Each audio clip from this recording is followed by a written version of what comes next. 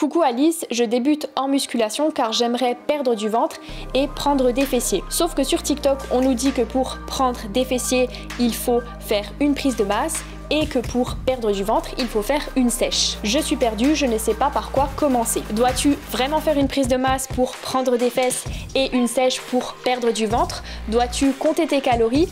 De quelle manière dois-tu t'alimenter lorsque tu fais de la musculation? Je vais répondre à toutes ces questions, c'est parti.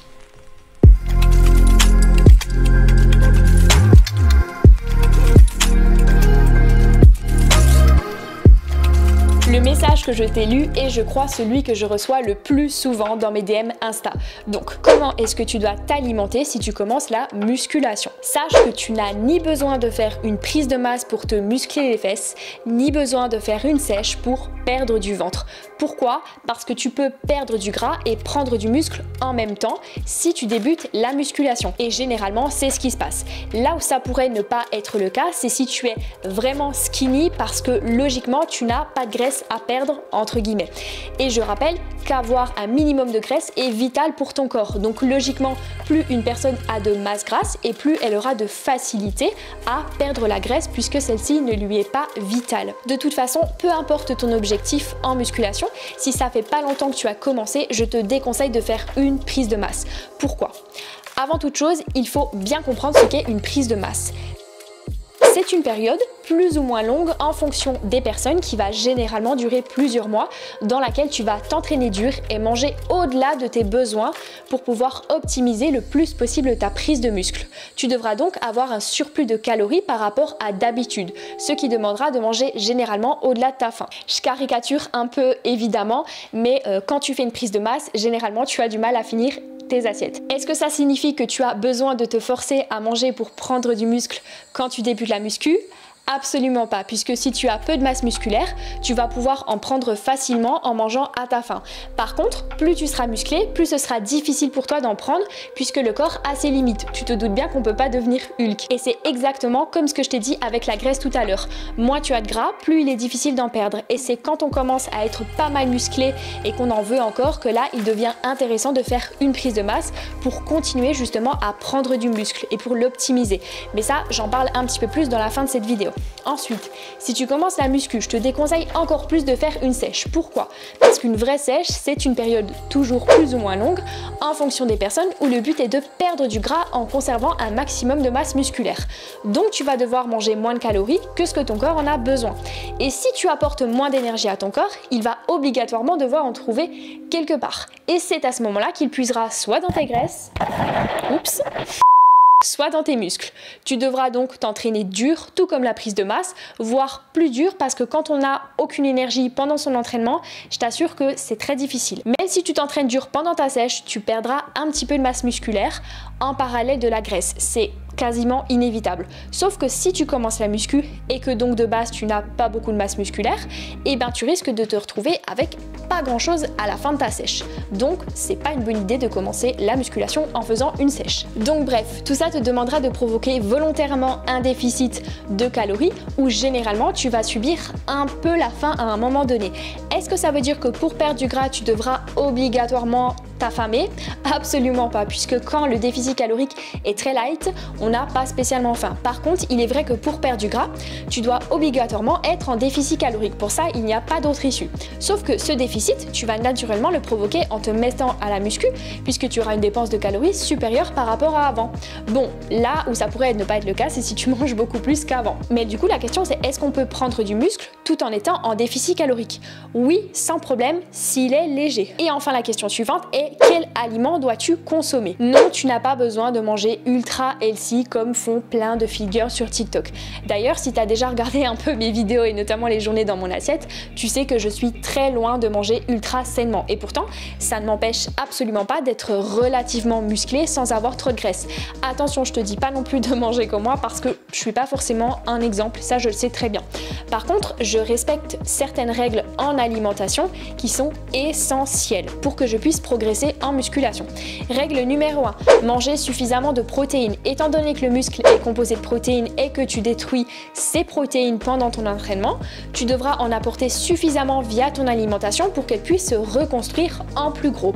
Ce qui voudra dire que tu as pris de la masse musculaire, puisque tes muscles sont en fait des protéines. Règle numéro 2, manger suffisamment de manière générale. Comme je l'ai dit tout à l'heure, si tu as un trop gros déficit en calories, le corps puise dans ses réserves de muscles. Donc ce que je te conseille, c'est simplement de manger à ta faim. Et si tu débutes la muscu en parallèle, il y a de grandes chances que tu provoques un déficit de calories très léger sans même le vouloir et donc que tu perdes du gras. Manger à sa faim, qu'est-ce que c'est? C'est arriver au moment des repas et ressentir une moyenne, voire une grande faim. Et quand tu manges à ta faim, tu ne dois pas avoir faim entre les repas logiquement. Auquel cas, c'est que tu ne manges pas assez. Bien sûr, ça nous arrive à tous de manger sans faim, juste par gourmandise. Si c'est de temps en temps, il n'y a aucun problème. Par contre, la faim n'est pas toujours très fiable. Parfois, et je t'explique ça dans la règle suivante. Règle numéro 3, manger volumineux. Si ton repas du midi est 3 barres chocolatées qui font 600 calories au total, ça sera pas la même chose que si tu avais une assiette de pâtes avec de la viande et des légumes qui font aussi 600 calories. Parce que outre le fait que le deuxième plat est beaucoup plus intéressant nutritionnellement, il te calera plus longtemps. Alors que si tu n'as mangé que des barres chocolatées, il y a de fortes chances que tu aies faim beaucoup plus rapidement. Ce qui t'incitera logiquement à manger beaucoup de calories dans ta journée. Donc, il faut que tu penses à manger de vrais repas. Tu n'as pas besoin de te prendre la tête. Un repas classique, qu'est-ce que c'est? C'est des féculents, pâtes, riz, quinoa, blé, ce que tu veux, des protéines, viande, poisson ou œufs. Je te déconseille les protéines d'origine végétale. Je vais pas t'expliquer pourquoi ici. J'ai déjà fait une vidéo sur le sujet. Et une source de graisse, donc de l'huile, du beurre, de la crème, etc.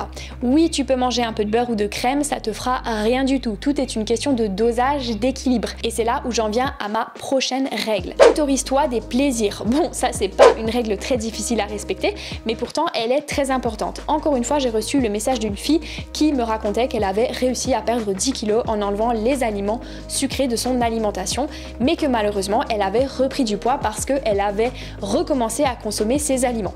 Pour pouvoir maintenir un nouveau poids, tu dois conserver les habitudes alimentaires et sportives que tu adoptes lors de ta perte de poids pendant toute ta vie.